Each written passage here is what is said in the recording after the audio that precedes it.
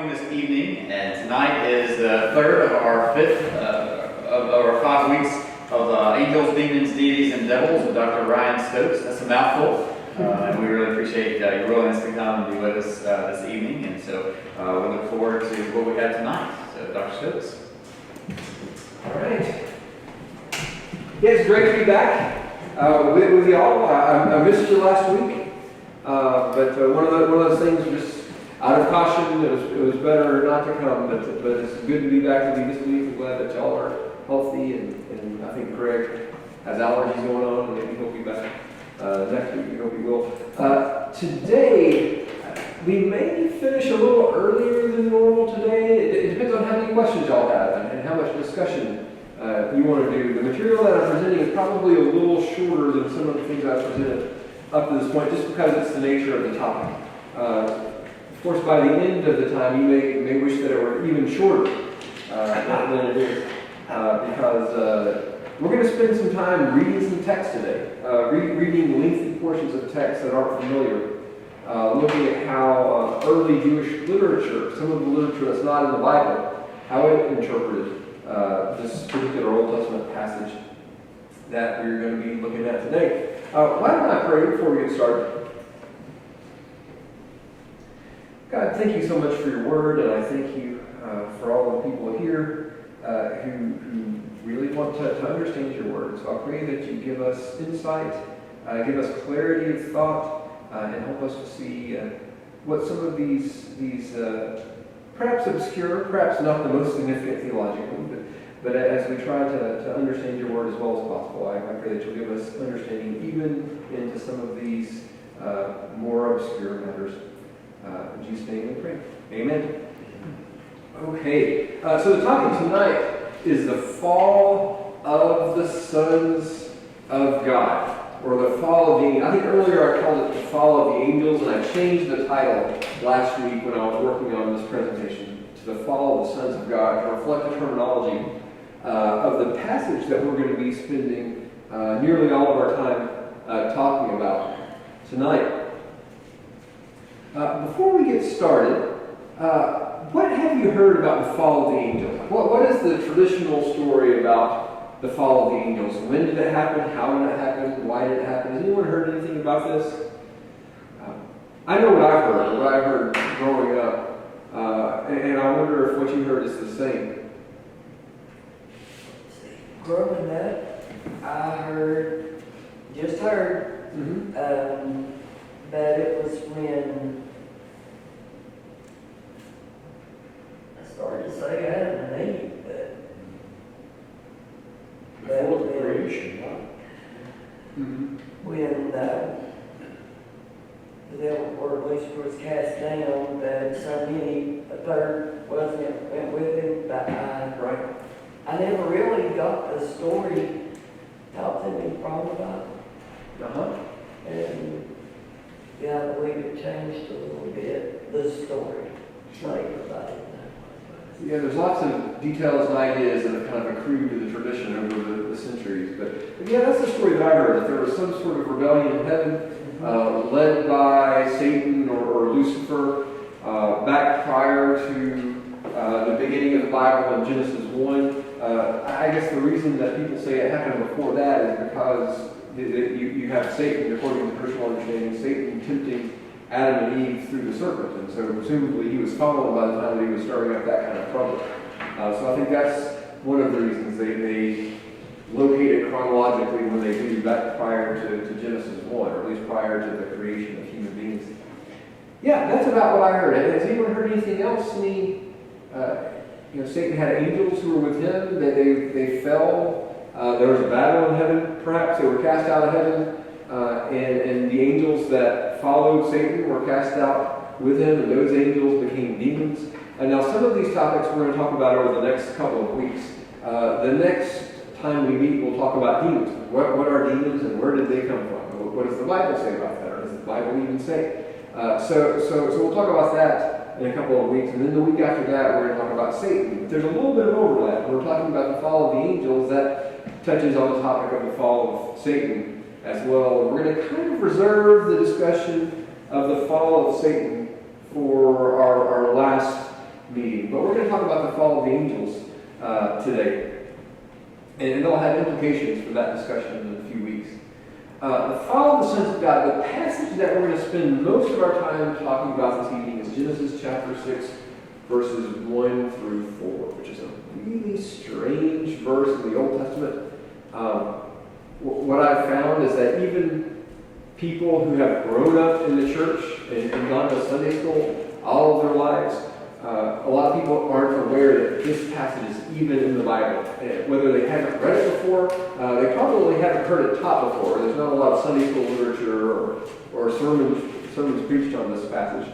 But perhaps they haven't read it, or if they have read it, it seems so strange to them that it didn't even register in their mind. They just kind of filed that under things not to worry about and moved on. But the passage that we're talking about is the first 4 verses of Genesis chapter 6. And here's what it says. When people began to multiply on the face of the ground, and daughters were born to them, the sons of God saw that they were fair, and they took wives for themselves of all that they chose. Then the Lord said, My spirit shall not abide in mortals forever, for they are flesh, their days shall be 120 years. The Nephilim were on the earth in those days, and also afterward, when the sons of God went into the daughters of humans and bore children to them. These were the heroes that were of old, warriors of renown. All right, that is just really strange. What it may seem to say at first glance is that there were these divine beings. We talked about the sons of God a few weeks ago. These divine beings ended up marrying human women and having children with them. That's kind of, at first glance, what it seems to say. Have you heard any other interpretations of this? Maybe y'all have studied this passage before, or you've asked questions about what this means, and you've come across other interpretations. Or maybe you have a study Bible that tells you what other interpretations are. No, I've got a Jewish Bible. Okay, you got a Jewish And Bible. I was just trying to get the words together. Okay. Yeah, I think this is the NRSV that I used here, so it may be slightly different from whatever translation you're reading. But it looks like to me that it says the fallen angels that were cast from heaven had sexual relations with women, and their children were giants. Mm-hmm. Yeah, it's now it doesn't say that the angels are fallen here. It just says that there are sons of God who do this. But yeah, what it seems to say is that there are So these. they're the heavenly angels then? It doesn't say. Just it says sons of God is what it says. The ones that were on the earth were the fallen. Mm-hmm. So tend to lean in that direction. Okay. Have you heard any of any other interpretations of this passage though?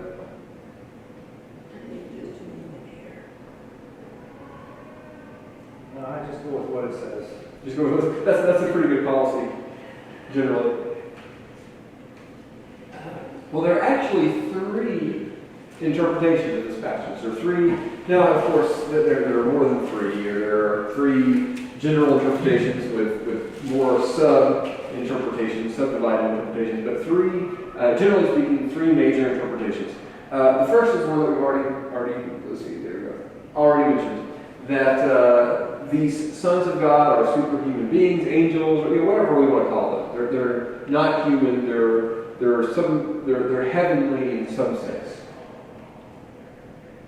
The second interpretation is that the sons of God are the descendants of Seth. So you probably remember the story of Adam and Eve in chapter 4 in particular, where Adam and Eve have 2 sons, Cain and Abel, and Cain, the older son, murders his younger brother Abel. Adam and Eve end up having a 3rd son after the death of Abel, and they name him Seth. And in Genesis, you get a genealogy of Cain and another genealogy of Seth, or you see the descendants, the genealogy of humankind from Cain and from Seth. And so, according to this theory, the sons of God are the descendants of Seth. Seth's line is godly. Maybe you even have a subject heading in your Bible over this section, in Genesis 5, where it says the godly line of Seth or something like that. But according to this interpretation, Seth's descendants were good. Noah, for instance, comes from Seth's line. Cain's descendants were evil, and so when it says that the sons of God married the daughters of man, this is talking about intermarriage between the lines of Cain and Seth. So, now, Jesus Christ came through the family line of Adam, Mm-hmm. right? Mm-hmm. And Cain killed Abel. Right. So he's sort of out of the picture for being the part of the family line that the Lord's going to come through. So that would be Seth. Mm-hmm. So that, I just don't know where you get the descendants of Seth creating giants. I mean, how did Seth come in there, and how did he possess the genes in order to create giants? Right. Rather That's a than good question. regular people, Mm-hmm. you know. Right. Mom and dad are together, and their kids are somewhat like they are. Mm-hmm. I mean, if they're both 4 foot tall, their kids ain't gonna be 12. Yeah, that's a good point. The idea about giants about their children being giants, that's not as clear in the Hebrew. The Greek translators translated it that way. Does your translation say giants? It says giants, and it's King James. Yeah, that's based on an interpretation probably of Nephilim.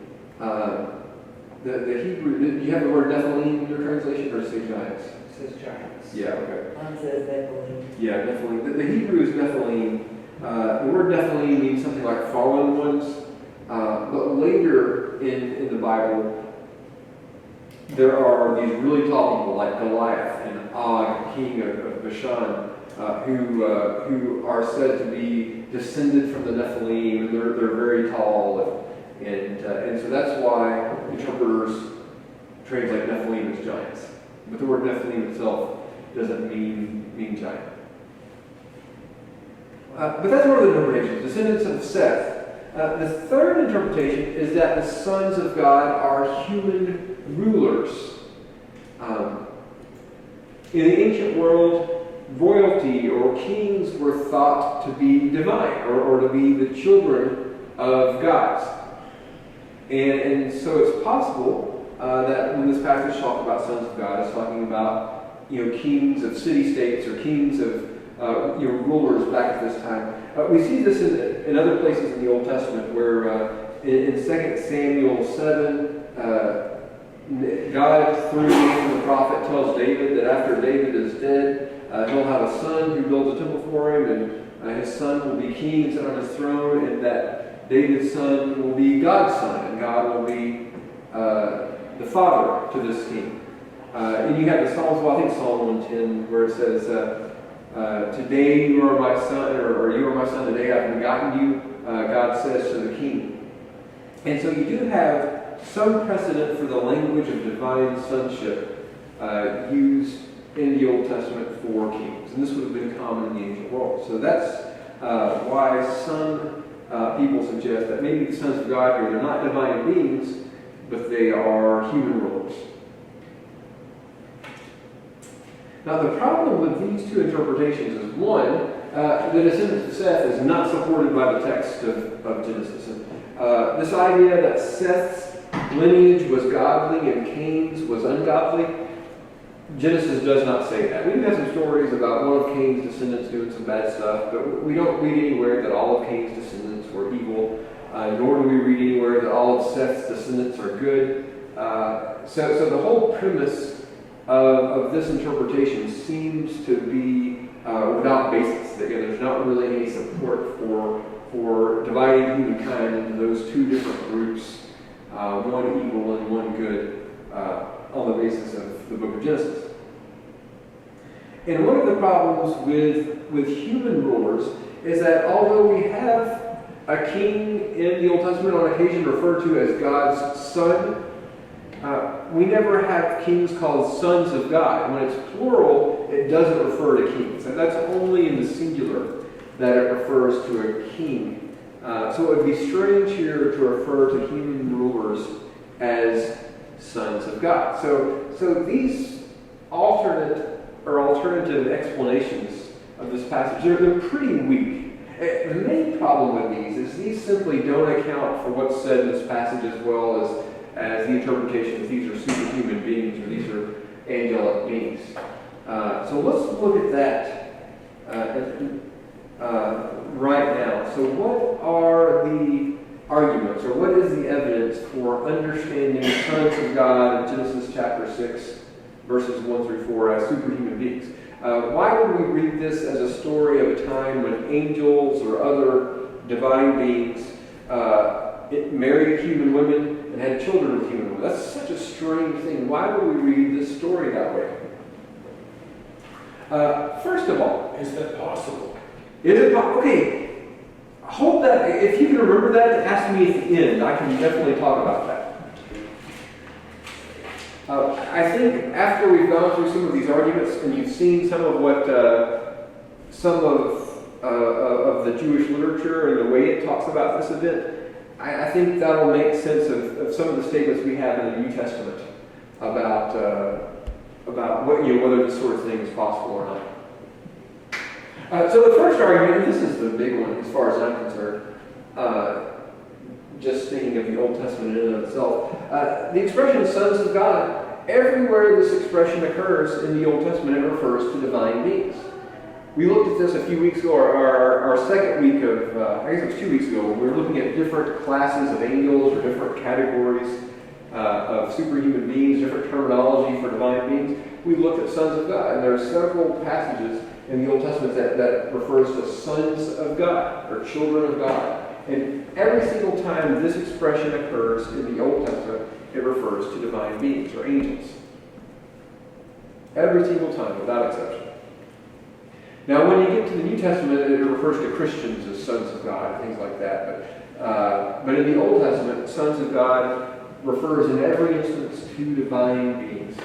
There are also some related phrases like sons of the Most High, sons of the gods, related phrases that are very similar to sons of God, and these also refer to divine beings. When you're reading the Bible, one good method for interpreting it is if you come across a word or an expression and it's not clear what it means, if you can find that word or that expression elsewhere in the Bible, especially elsewhere in literature from around the same time as that, or even by the same author. If you're reading Paul, you can read other books of Paul that may use some of the same terminology. But if you can find the same terminology elsewhere in the Bible, that word or that expression may be clear in one or more of those other passages. And so you can figure out what that expression or what that terminology means from those other passages, and then read it in the passage that you're looking at, in which it may be somewhat ambiguous. And that's what we can do here. Although maybe that there's room for debate about what the expression sons of God means in Genesis 6, when we look elsewhere in the Bible, it's very, very clear exactly what it means, or elsewhere in the Old Testament. And so I think that lends quite a bit of weight to the view, or to the argument in favor of the sons of God being divine beings. Any questions about that? All right. Argument number 2. The expression daughters of man. I'm not sure that we have the expression daughters of man elsewhere in the Bible, but we do have an expression that's very similar to it that occurs pretty frequently in the Bible, and that is the expression son of man. And the expression son of man in the Bible simply means a human being or a human male. And so by analogy, it's likely that the expression daughters of man refers to human females. That's what, the way the Hebrew language works elsewhere in the Old Testament, that's what that language would lead us to think about the expression daughters of man based on the expression son of man elsewhere. Also, if you take a look at chapter 6, verse 1, just the very first verse, yeah. Where are you going? What's CF? Oh, CF means compare. It's like a Latin root. I apologize. I should have changed that to like compare or see also, something like that. Yeah, that means compare. Good to know, I've seen them a lot. Sorry to confuse you there. You learn all kinds of stuff this week. You learn about angels and you learn Latin abbreviations. Really? Yeah.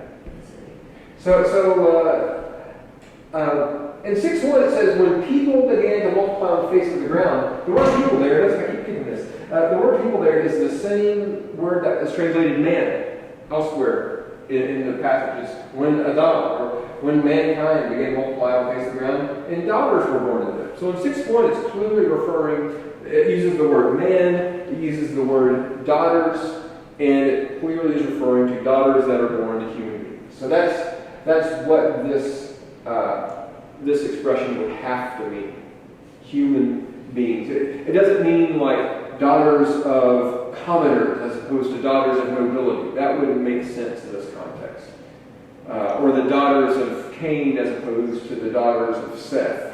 That doesn't really make sense of this language, daughters of men. What makes the most sense of this language is that this is referring to human women. All right. Argument number 3. Now, this is actually not a repeat of the first two arguments. The first argument is that the expression sons of man likely refers to divine beings. The second argument is that daughters of man likely refers to human women. What this argument argues is that when you have sons of God and daughters of man together, that seems to imply a certain contrast that is best understood as a contrast between divine beings, divine males, and human females. So these are similar phrases. You have this language of children of someone else, and you have sons that contrast with daughters, very likely contrasting male with female. And you have God that's contrasted with man, and this very likely is contrasting this divine status, this heavenly status with a human or perhaps mortal status. So the fact, not just that you have the expression son of God here and everywhere else, or sons of God and everywhere else it means divine beings, and daughters of man, which likely refers to human women, but when you have both of these together in one passage, it's difficult to come up with an interpretation that makes sense of this pair of expressions. Does that argument make sense? Not quite? I'm not sure what you're trying to say. Okay. The sons of God they're not angelic beings that were cast down, and the daughters of man are not females. They are human beings. Yeah, that's what I'm saying. So the sons of God are these divine beings that are male, and the daughters of man are human beings who are female. Okay, Does that make sense? I'm fine with that. Okay. All right, good. Do I have your permission to Carry on. All right. All right. Now we're going to the argument that you mentioned a little earlier. One of the things that this passage takes note of is the impressive offspring. Something about the fact that children were born from these marriages is noteworthy. That's what we have in the last verse. Last verse. There we go.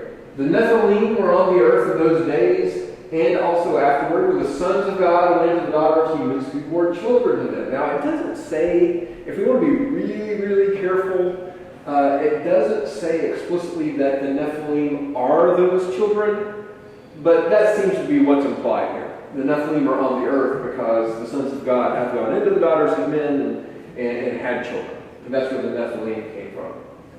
And it says, these were the heroes that were of old, warriors of renown. So these Nephilim, or at least these offspring of this union of sons of God and daughters of man, these are noteworthy individuals, and they're remembered as being great heroes from long ago.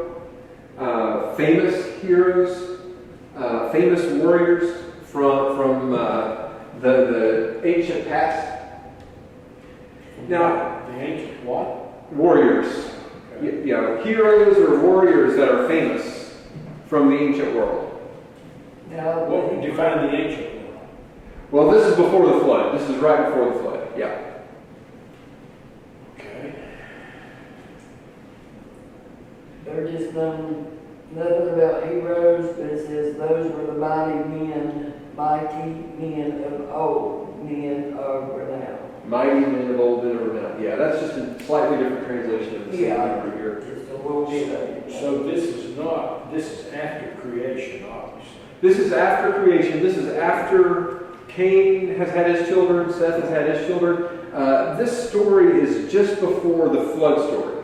Like Noah is born in the previous verses, like Noah is introduced. And then you have this short little story, then you have the story of the flood. So it seems to be taking place in that era, just before the flood. It doesn't give us a date or anything like that, but that's where this is situated chronologically, or within the story of Genesis. Okay, but I'm still struggling with that question. I'm sitting here reading the commentary on the New Living Translation, and it says, but the sons of God were probably not angels, Okay. because angels do not marry or reproduce. Okay. True or false? And another question to go with that. When we get to heaven, we're going to have that heavenly body also. Right. And I don't think we're going to have a reproductive system at that point either. Okay.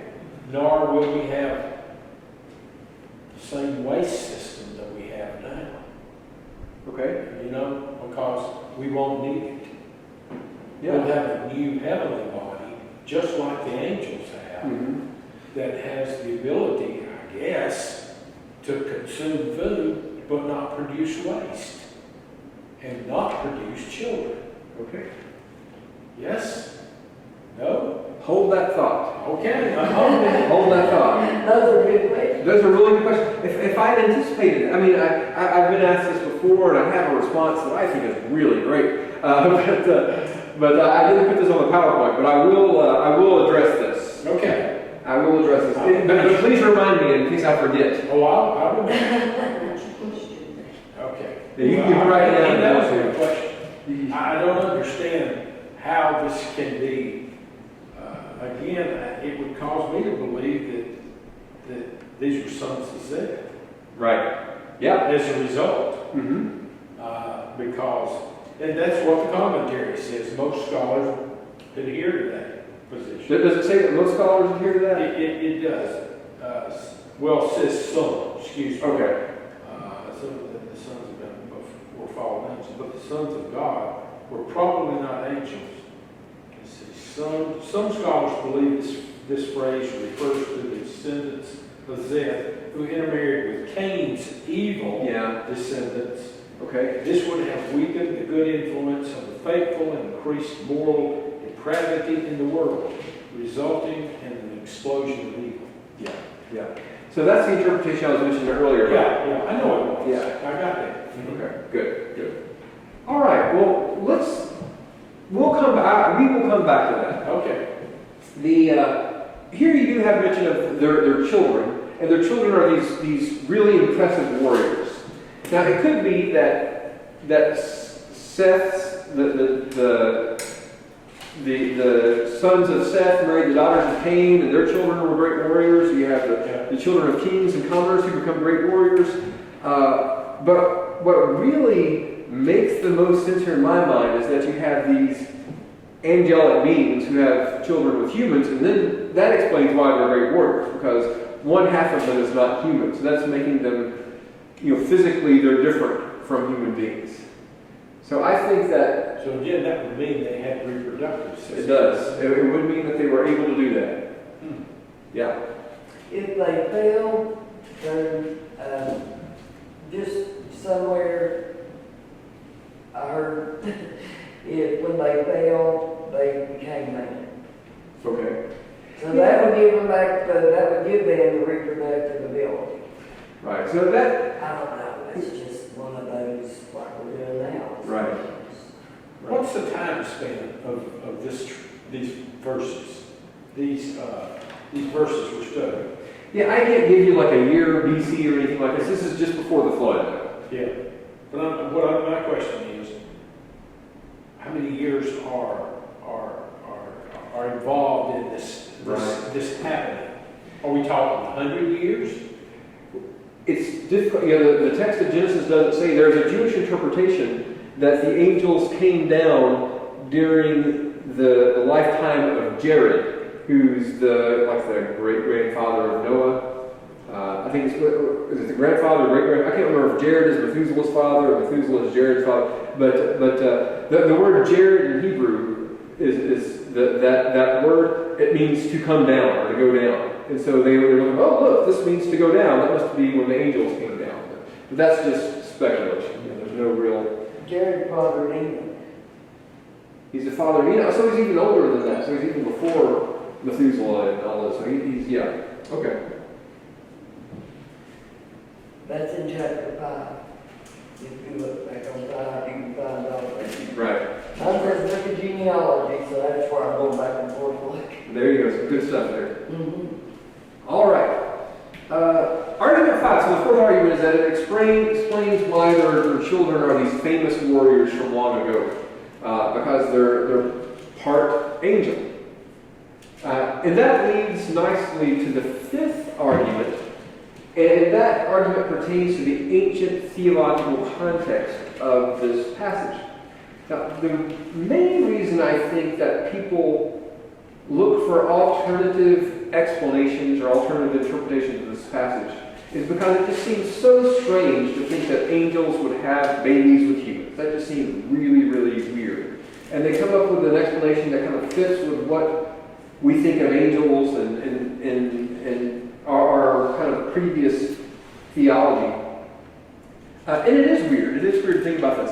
However, in the ancient world, when Genesis was written, this would not have been weird at all for someone to say that a divine being had a child with a human. Think about Hercules and Achilles in Greek mythology. Think of someone like Gilgamesh in ancient Near Eastern mythology. The stories of the ancient world were full of stories of these divine beings who marry human women or have babies with human women, and then their children end up being these really impressive warriors.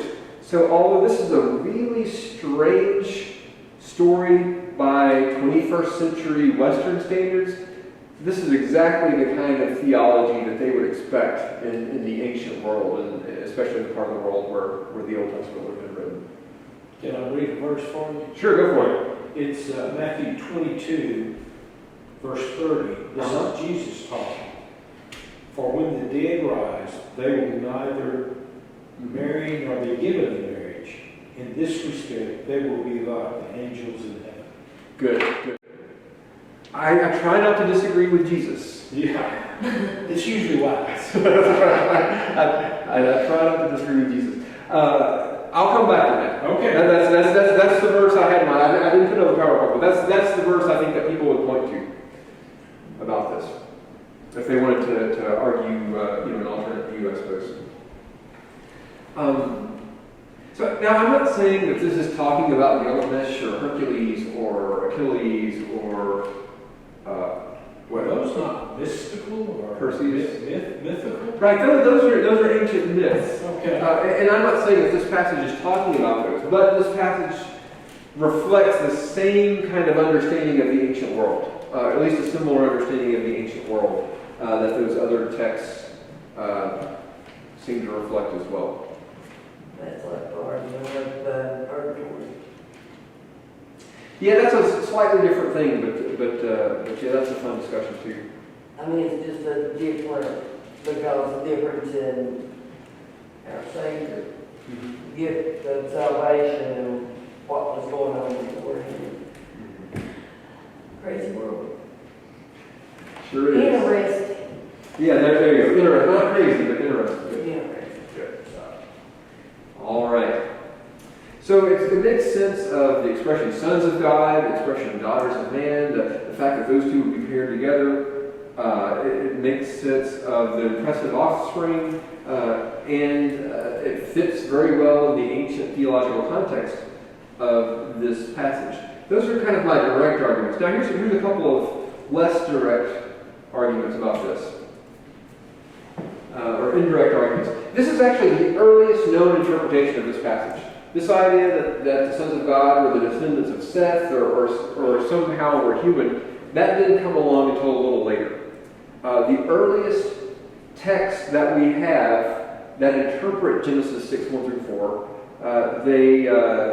they interpret the sons of God as divine beings, or they actually call them angels. They're very explicit. These are angelic beings, or they call them spirits.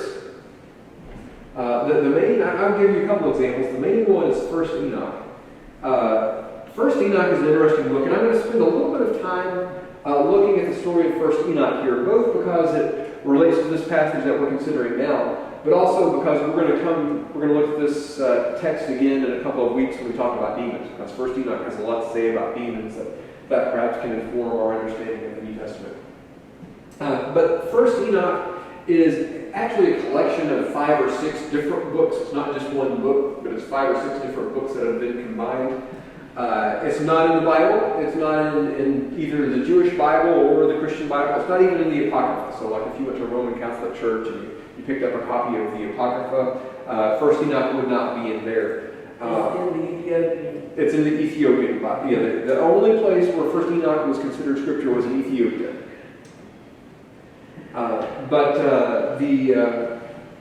It was written over, the collection of books was written over a period of time. The one that we're going to look at now is called the Book of the Watchers, which was written sometime in the 3rd century BC. We know this because we have copies of this book from the Dead Sea Scrolls that date to the 2nd century BC. These are our copies, they're not the original, so they actually date to the early 2nd century BC. So this book seems to have been composed and completed in the 3rd century BC.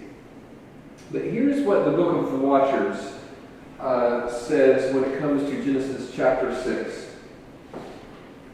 When the sons of men had multiplied, and those days beautiful and comely daughters were born to them, and the watchers, the sons of heaven, saw them and desired them. Now, we haven't come across really talking about the watchers, have we? We could have done that last week.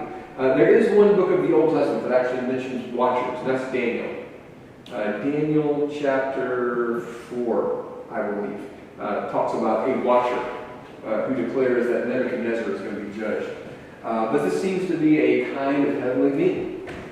It says, "And the watchers, the sons of heaven, saw them and desired them. And they said to one another, Come, let us use for ourselves wives from the daughters of men, and let us beget children for ourselves." So this is clearly an interpretation of Genesis chapter 6. And you have these watchers, the sons of heaven, who want to marry human women and have children.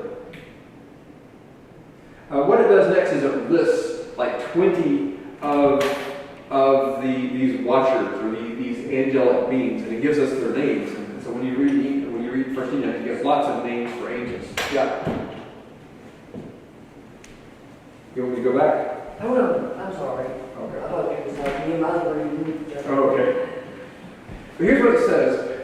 After it lists all these angels, it says, "These and all the others with them took for themselves wives from among them such as they chose, and they began to go into them and to defile themselves through them, and to teach them sorcery and charms, and to reveal to them the cutting of roots and plants." There's lots in the story that's not found in Genesis.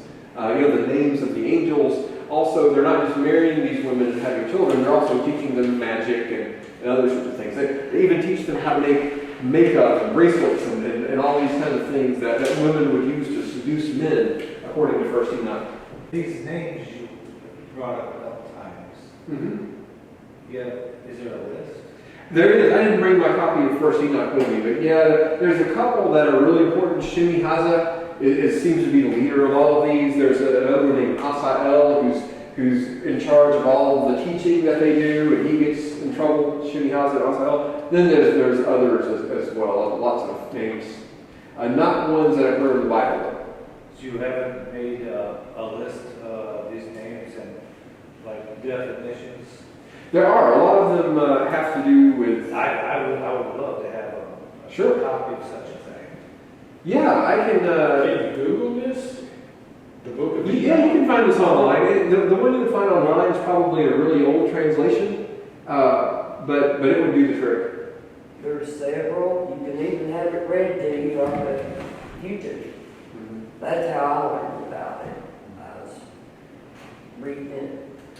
Is what you're talking about the beginning of witchcraft? Well, that's what they're saying.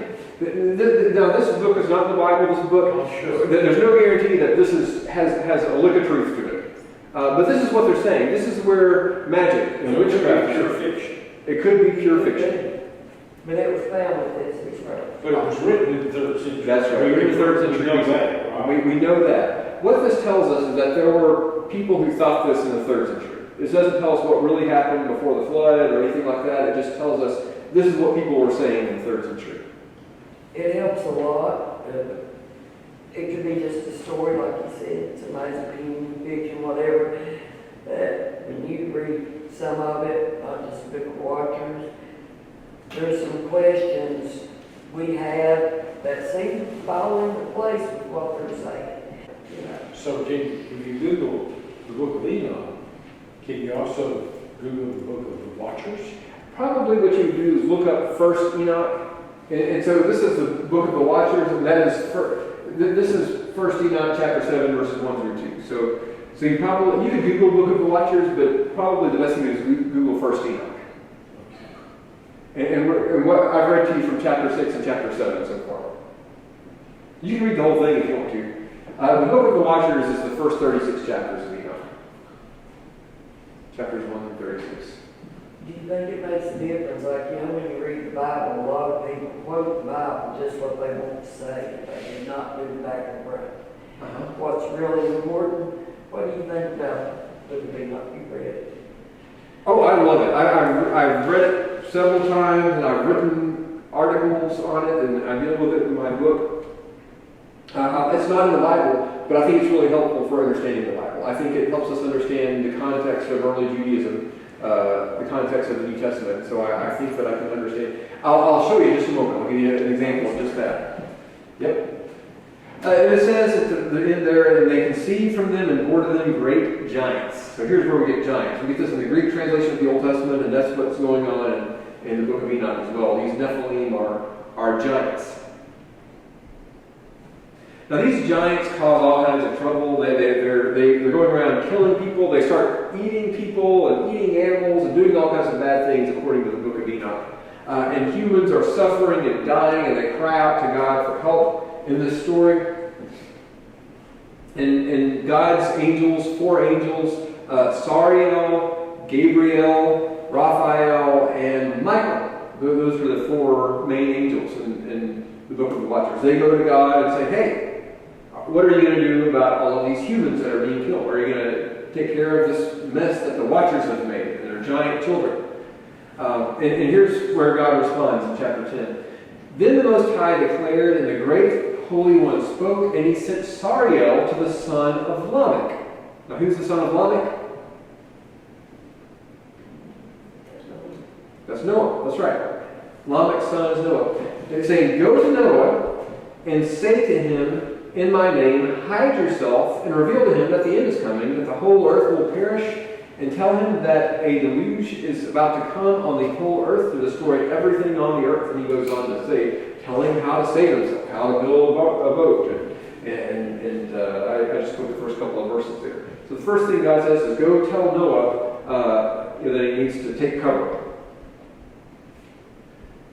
Later in that chapter, and to Michael, God said, go Michael, bind Shemi-Hazah. There's the leader of the angels, of the ones that rebelled at least. Bind Shemi-Hazah and the others with him who have mated with the daughters of men, so that they were defiled by them in their uncleanness. And when their sons perish and they see the destruction of their beloved ones, bind them for 70 generations in the valleys of the earth until the day of their judgment and consummation, until the everlasting judgment is consummated. So he says, go to these angels, go to Shemi-Hazah and these other angels that rebelled, and bind them in, it says the valleys, but later Enoch travels around and he sees these great pits where these angels are chained and locked away. They're to be bound there, imprisoned there until the judgment day. So that's not their judgment, that's just them being imprisoned, awaiting judgment. Here I think it says there's 70 generations. Yeah, liable for 70 generations in the valleys of the earth until the day of judgment. 70 generations is 1,040 years. It's a nice long number. We have lots of 70s in the Bible, right? Generation is considered what, 20 years? Maybe more like 40 years a generation. You know, they talk about generation being 40 years. In actuality, a generation is 20 years. It's from when I'm born to when I have a kid, right? So it could be, it's probably less than 40 years. But generally, when the Bible speaks of generations, it's thinking of 40 years. So, but we have the number 70 lots of places in the Bible. 70 elders, 70 nations. Jeremiah talks about 70 years in exile. Daniel says, well, it's actually 70 weeks of years, and so this is kind of a nice number to say a really long time. I don't know if they had a particular number of years in mind here. Yeah, because if that was 100% true, well, then they would have the day of judgment. Right, I think it's been 70 generations since then, wouldn't you? Right. That's not working so well. Yeah, that's probably not going to pan out that way. That may be 2,800 years or something like that. Mm-hmm. Yes? That's about right, yeah, 2,800 years. Yeah. 70 generations, and 40 years per generation. Mm-hmm. Yeah. This was actually a really popular book. The Book of the Watchers was really popular in early Judaism. It gets quoted and alluded to a whole lot in early Jewish literature. The Dead Sea Scrolls refer to it quite a bit. There's another book written about 100 years later called the Book of Jubilees in the 2nd century BC. This is another book we'll look at again next time we get together. But the Book of Jubilees, the author of this book had read the Book of the Watchers, and refers to it. And the Book of Jubilees has a similar interpretation of Genesis 6. It says, when humanity began to multiply on the surface of the entire earth, and daughters were born to them, we'll stop the end there, the angels of the Lord in a certain year of this Jubilee saw that they were beautiful to look at. So they married of them whomever they chose. They gave birth to children for them, and they were giants. So a similar interpretation in the 2nd century Book of Jubilees of Genesis chapter 6. The Book of Jubilees is like 1st Enoch. It's an early Jewish work that's not in the Jewish Bible or any major Christian tradition Bible. It's another one of those that in Ethiopia they really liked. It was actually popular. Jubilees and 1st Enoch were both popular, not just in Ethiopia, but eventually that was the only place that really maintained the use of them. There's the Book of Jubilees in this Bible. What was the nationality? Ethiopian, yeah. Is in there as well? In the Ethiopian Orthodox Church. Okay. 1st Enoch and Jubilees are part of their sacred texts. Wow. Yeah. Yeah. But this was popular even more widely than that. Like the Jews who wrote the Dead Sea Scrolls, they loved Enoch and they loved Jubilees. These were really popular books in the first couple of centuries BC, 1st century AD. Only a little later, Christians seem not to have been all that excited about them. Anyway, this is the earliest known interpretation of Genesis 6. This idea that these were angelic beings who had children with human women. Now here's the part that may surprise you. This is also, I think, the New Testament's interpretation of this passage. And when I say the New Testament's interpretation, what I mean is that there are a few books, a small number of books, 3 or 4, in the New Testament that seem to refer to Genesis 6 or refer to this story of these angels who rebelled against God by marrying human women. Exhibit A, I guess, is Jude, verse 6. It says, and the angels who did not keep their own position, but left their proper dwelling, these are angels that came down from heaven, he has kept in eternal chains and deepest darkness for the judgment of the great day. That sounds a whole lot like 1st Enoch, where these angels, they left heaven to have kids with human women, and then they're imprisoned until the day of judgment. Until the day of what? The day of judgment. Okay. Yeah. Now, if you're wondering, how likely is it that Jude read Genesis 6 this way, or that Jude had maybe read First Enoch or read the Book of the Watchers? How likely is that? It's actually pretty likely.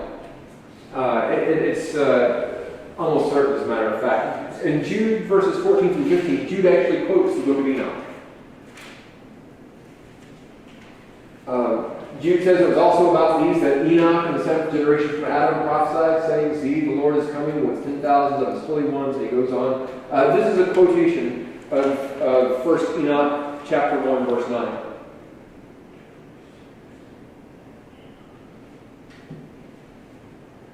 So I'm not arguing that Enoch is in the Bible, but it was a popular book in the first century, and even Jude read it and quoted from it. He found it so helpful. And he seems to have interpreted Genesis 6 the same way.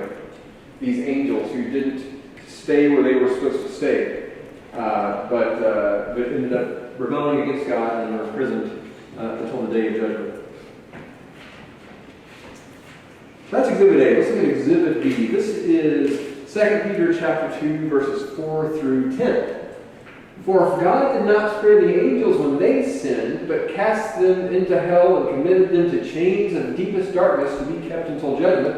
That sounds like the Book of Watchers again, doesn't it? "And if he did not spare the ancient world," see, look at the next example he gives. "If he did not spare the ancient world, even though he saved Noah, a herald of righteousness with 7 others, when he brought a flood on a world of the ungodly, then the Lord knows how to rescue the ungodly from trial and keep the unrighteousness under punishment until the day of judgment, especially those who indulge in their flesh and depraved lusts and who despise authority." So he wants to give an example of people that God has judged, or at least kept in prison for the day of judgment, because they have indulged their flesh, so to speak, and lived in depraved lust and despised authority. He mentions these angels who sin, and God is in prison. And right after that, he mentions Noah. So 2 Peter here seems to be referring to this story of these angels who rebelled against God and were imprisoned back just before the time of Noah, or during the time of Noah.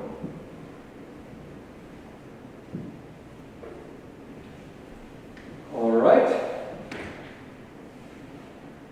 One other passage. This is a really strange one here. 1 Peter chapter 3, verses 18 through 20.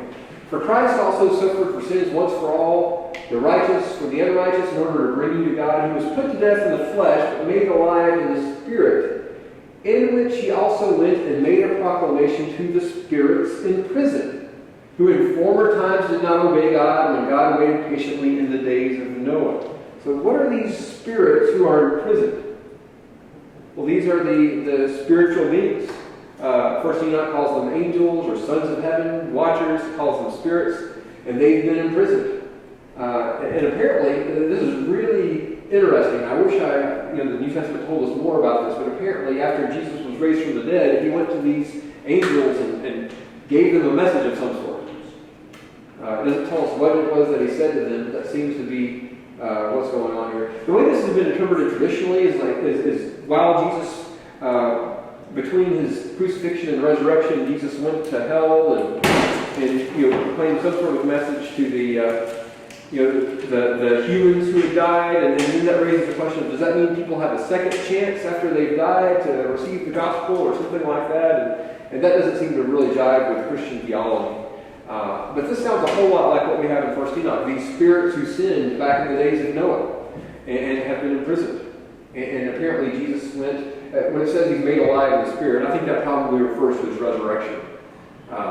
So he's made alive spiritually, and he goes and makes some sort of proclamation to these spirits who are imprisoned.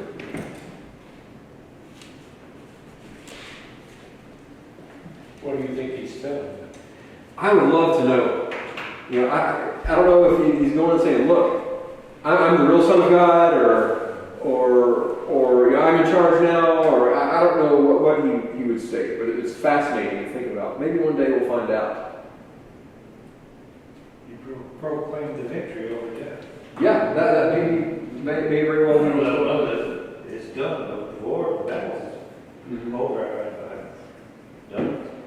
maybe that's what he would have told them. I don't know. I think that these three texts, maybe there's a passage in Romans as well, but I think these three texts, I'm pretty confident that these refer to this story of the angels in Genesis 6. I mean, and Jude 6 goes as far as to quote from 1 Enoch, to quote from that very book of 1 Enoch, as a matter of fact.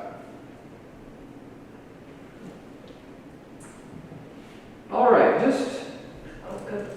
oh, sorry. There you go. Trying to go quick. This is just kind of a summary of a list of passages I just read you. Oh, is it? I'm sorry. I'll be Yeah. right back. No, you write it in. Thank you. Yeah. Thank you. All right.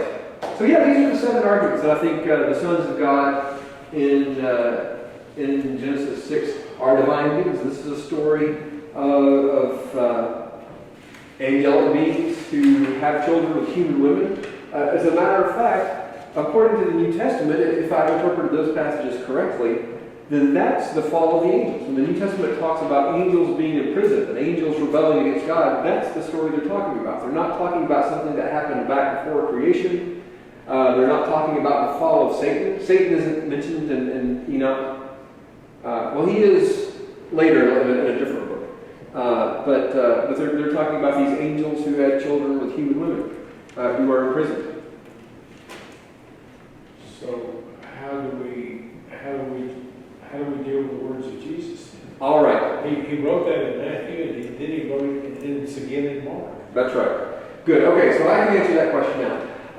I didn't have this passage from 1 Enoch up there, but what it says in the Book of Watchers is that the angels, what they've done is rebellion. By them going and having children with human women, they were not supposed to do that. It says, look, you are spiritual beings, and humans are fleshly, and spiritual beings, they're not supposed to have children, because spiritual beings live forever.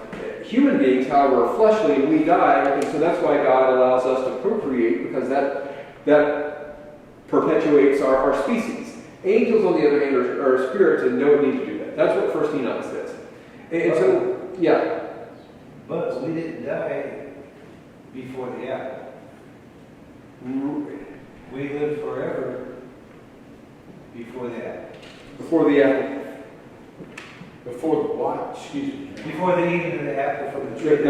Adam and Eve, yeah. Yeah, we did live The for. tree of knowledge, when they took the apple and ate it. I see. Right. Go ahead. Before that, we lived forever. And they didn't have kids. They didn't have kids before that, though, did they? No. I don't know. That's another conversation that we can maybe do another time. But according to 1 Enoch, it's not that angels cannot have children, but that they're not supposed to. And when they do it, that's considered rebellion. Humans, on the other hand, because they're fleshly, they're supposed to have children. So what Jesus says in Matthew, what they're asked about is, there are some Sadducees who come to Jesus, and they're trying to argue with Jesus about the resurrection. Sadducees didn't believe that there was an afterlife. They didn't believe that people were raised from the dead. So they come up with this really challenging situation. They talk about a woman who's married to 7 different brothers and doesn't have children with any of them. And all of the brothers have died, and then the woman died, and which brother's wife is she going to be in the resurrection? Thinking like, this proves that there's no resurrection, because is she going to be married to all 7 of them? That's ridiculous, they're thinking. And what Jesus says is, actually, there's not going to be marriage and that sort of thing, not procreation in the resurrection, because we're going to be like the angels. Now, it's not that the angels aren't equipped for it, or that they cannot do it, but they don't do that. They're not supposed to. And so Jesus actually, his theology is similar in this respect to 1 Enoch, in that he says angels don't do that. So Jesus doesn't say they can't do it, but simply that they don't. So that would be my response.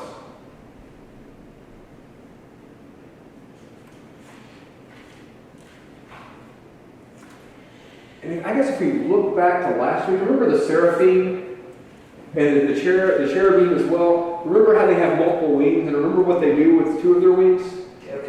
They cover themselves up. What are they covering up?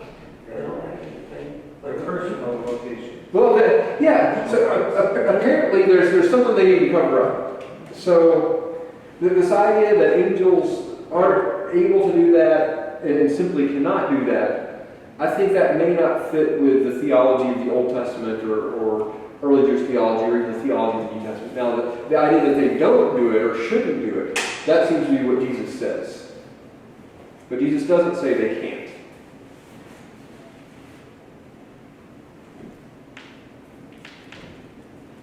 Or you're inferring that.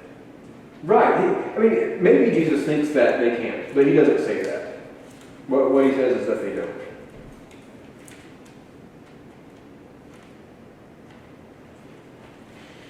This is weird stuff. This is strange.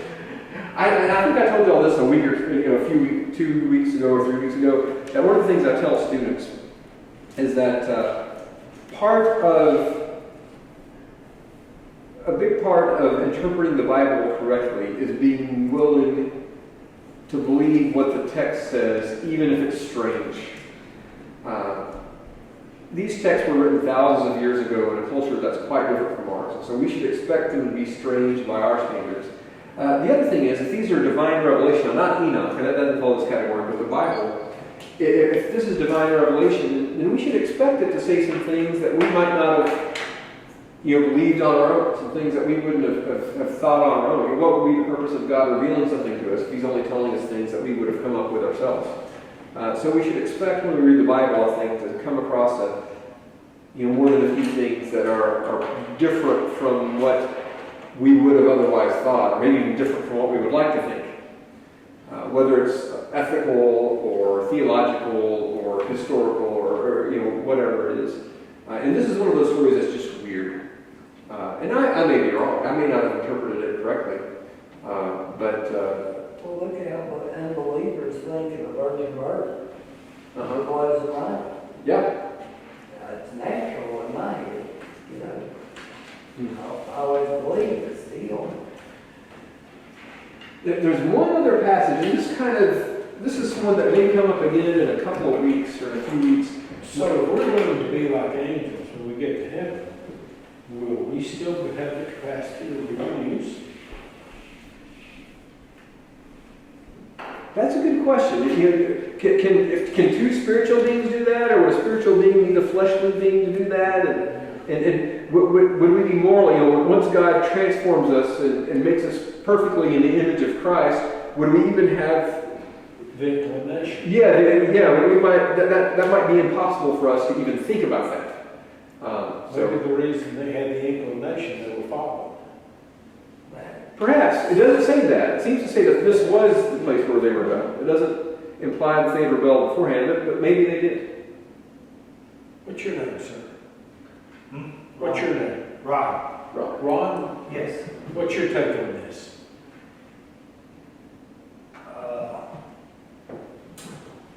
I believe, my take is I believe that the fallen angels did come down and have sexual relations with women. So they had the ability, I believe that they absolutely do. just as fallen angels or all angels?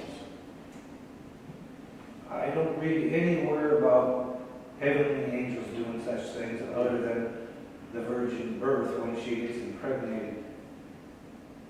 But it didn't say that the angel had sex with her. It said that the seed was implanted into her. And they just put it right in. But it was not through a sexual relationship because it was the seed was of God. It wasn't a seed of man. Right. So Immaculate it was conception. Yeah. Isn't that the word they love to use? Immaculate And conception. I think they use that expression to refer to the birth of Mary. Because she had a special birth too in Roman Catholic theology, I think. Oh, really? I hadn't heard that. Yeah. It goes to, for Jesus to be pure, Mary needed to be pure as well. And so she had to be born special so that Jesus could be special. But, That's what the Immaculate, so the Immaculate Conception actually refers to I Mary's always thought it conception. was Jesus. I'm not Catholic, so I haven't studied that. I just made that assumption. It relates to Jesus. I think that expression is referred to Mary's conception, though, not Jesus' conception. So this is it. There aren't any other passages in the Bible that talk about the fall of the angels. So maybe they'd already fallen before then, but nowhere in the Bible does it say that. What it seems to suggest in the New Testament is that this was the fall of the angels. Which raises the question, where do the demons come from? Where does Satan come from? And all that, and maybe we can talk about that over the next couple of meetings. In Enoch, don't they talk about wiping out the Nephilim? And Enoch, isn't it, that's the main reason, is getting rid of the children of the fallen. That's why the flood was brought about. I mean, it might just be an opinion of others, but supposedly that is one of the main reasons of the flood. Oh, yeah. Enoch was because of the fallen angels and the children, the giants. And There's kind of different explanations for how that happened. Yeah. In Enoch, in one passage, it says that God makes all the giants kill each other in a war. In other passages, it seems to assume that they were killed in the flood. But then in Genesis, it talks about the Nephilim were on those days and also afterward. And then you have Goliath, and you have Og, and these other folks afterward. And so where did they come from? And apparently they're not worried too much about that. Now, this is something I'd like to show. So this is just a drawing that, there you go. I think this is fun. not a unicorn. So there you have Noah, the ark, and the animals, and you have Og. He's mentioned in the book of Numbers, I believe. He's the one with a really large bed, if you remember that story from Numbers. And he's riding a unicorn, and there's ropes tied to the unicorn's horn, and then apparently he's pulling the ark to safety, or I don't know what he's doing. But this is an artistic rendering. Now, this is not in the Bible. This is not even in Enoch. This is something that's really fanciful that comes along very recently. So this is recent, not... This is not ancient. This is not ancient. Yeah. Yeah. But I just What's the motivation for that? I don't know. That's a good question. Probably the question I just mentioned. These giants were born, but they're on the earth after the flood as well. How did that happen? Well, they were really tall, and one of them could ride a unicorn, and so that's how they survived after the flood. That's why we have Og in the book of Numbers. That's it. We can, if you have any questions, I'm happy to answer some questions. Y'all have any questions? I have a question. Yes. Are those two books in the Catholic Bible? They are not. They're not in the Roman Catholic Bible or any of the Orthodox Christians' Bible. They're not in the Jewish Bible. The only Bible that they're in is in the Bible of the Ethiopian Orthodox Church. And where does that church trace its roots? Yeah, that's a good question. There are some missionaries who went to Ethiopia, and I can't remember which century it was in. Of course, you have the Ethiopian eunuch in Acts. Yeah, that's true. And so you have apparently Christians in Ethiopia at a very early time. Yeah.